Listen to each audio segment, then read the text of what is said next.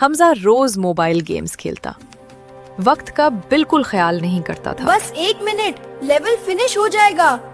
Homework पीछे रह जाता और नमाज भी अक्सर लेट हो जाती थी।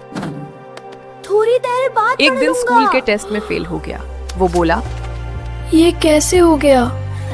दोस्तों ने उसका मजाक उड़ाया और हमजा मजीद उदास हो गया। अम्मी ने संजीदगी से कहा, ये सब मोबाइल की वजह से हुआ है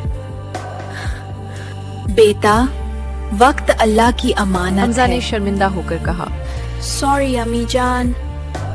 हमजा ने मोबाइल उठाया और उसे बंद कर दिया। फिर उसने मोबाइल दराज में रख दिया।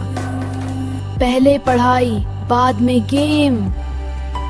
उसने पक्का इरादा किया और कहा, इंशाल्लाह मेहनत रंग अगले लाएगी। टेस्ट में उसने शाबाश A+ हमजा, लिया और टीचर आई ने एम उसकी प्राउड ऑफ यू। उसने खुशी से कहा, अल्हम्दुलिल्लाह, मैं पास हो गया। अब उसे समझ आ गई थी